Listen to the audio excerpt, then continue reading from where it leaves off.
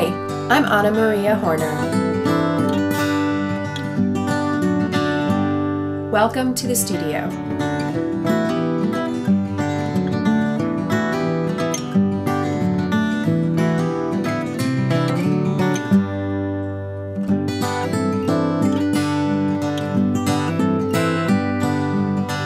Today I'm sewing something wonderful with Janome.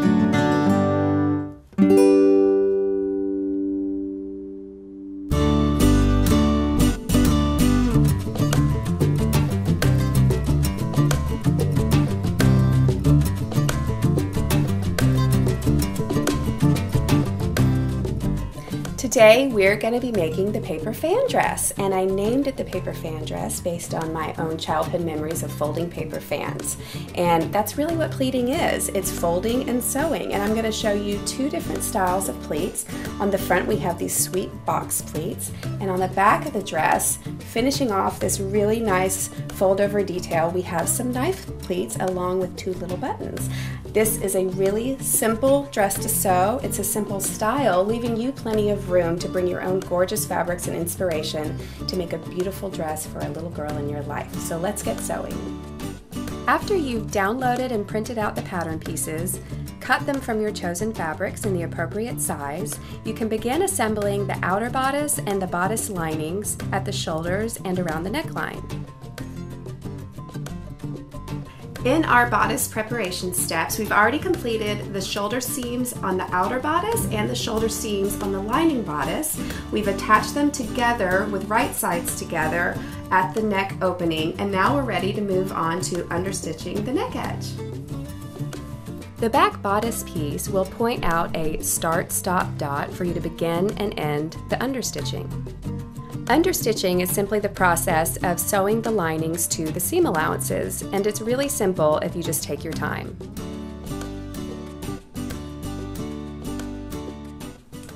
Alright, now we've sewn the armholes at both sides of the bodice, connecting the lining and the outer bodice, and it's time to pull the bodice through to the right side. And to do that, I just reach through these layers, the lining and the outer layer, from the front to grab one of the back pieces and pull it through its corresponding shoulder.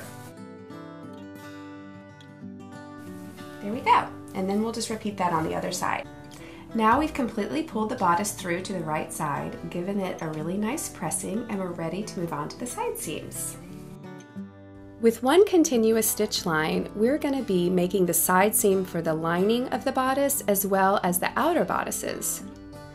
As you approach the armhole seam, slow down a little bit and put your needle down, turn to pivot, and then continue sewing the side seam of the bodice.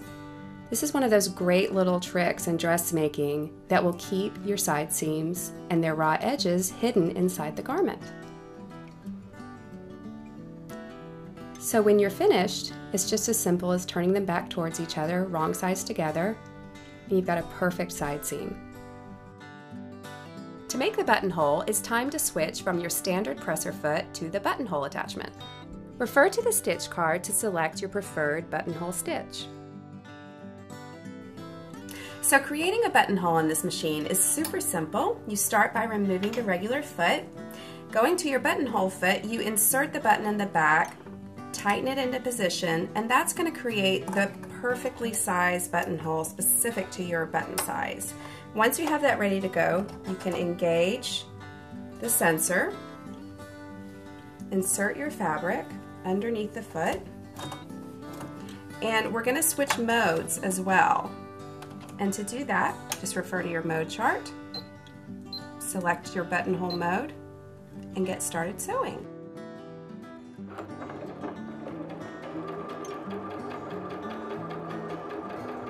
I have to admit that I kind of just like watching this thing happen. The way that it makes buttonholes is just perfect.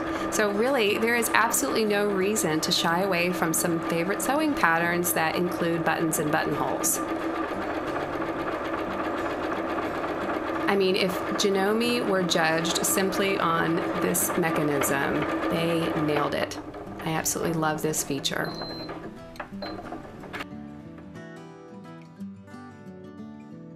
Look at that. Gorgeous! Now that our bodice is complete, we can set that aside and move on to preparing our skirt pieces for pleating. We're going to begin by marking the center of the box pleats on the skirt front. And then it's almost time for fan folding, everyone. So we're pleating the box pleats for the skirt front, and you can see I've already got a few basted here. And to do this, we're just going to select a basting stitch. I'm already on a straight stitch, so we're just going to increase our stitch length up to, let's say, 4. Because this machine has such an awesome enhanced needle plate with so many markings and measurements, all we needed to do was mark the center line of our pleat, because they're going to be 1.5 inches deep. And we're going to just get started sewing with your folded edge wrong sides together, since these are outer box pleats, and sew following the 1.5 inch guide.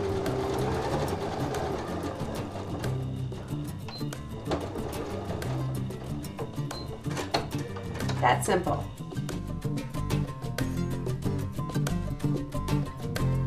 I'm at the ironing board now pressing my box pleats, and to do that you'll want to evenly disperse the width of your pleat to either side of the pleat seam and press, creating 2 really nice and pretty creases on each side of the pleat. Now it's time to measure and mark for the knife pleats on the back right skirt.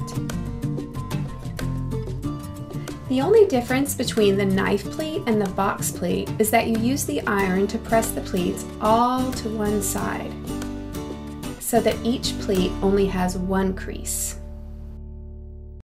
And now your pleated skirt pieces are ready to be assembled.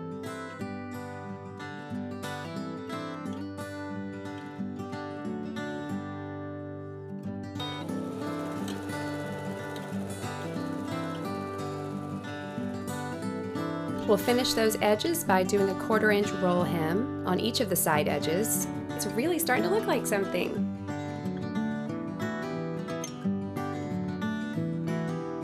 Alright, you can see here that we have our completed bodice pieces and we have the completed skirt pieces. And if you've oriented the sequence of your skirt panels together correctly, you'll notice that the knife pleat portion of the skirt panel corresponds to the buttonhole portion of the bodice panel. And now we're ready to pin them together and begin attaching. So now I'm sewing the long pass between the bodice and the skirt, and I'm doing that wrong sides together. And after this, we're going to head over to the ironing board and do the pressing and folding down step.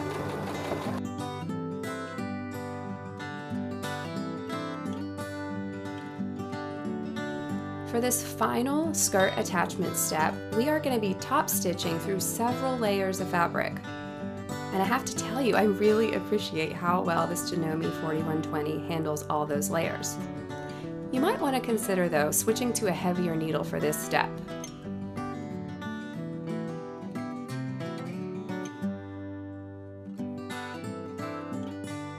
Well, as fun as that machine sewing was, that's never quite the end of any project for me. I love really customizing what I've just sewn with some handmade details, like maybe a beautiful crochet edging or some gorgeous vintage buttons that you might really make this dress special and completely yours. So have fun and investigate some options. I hope that I've inspired you to make your own paper fan dress, and I know that the Janome 4120 has shown you how simple it can be. Don't forget to look in the instructions for some great ideas on finishing off the bottom hem with some beautiful embellishment. And thanks for joining me. Happy sewing.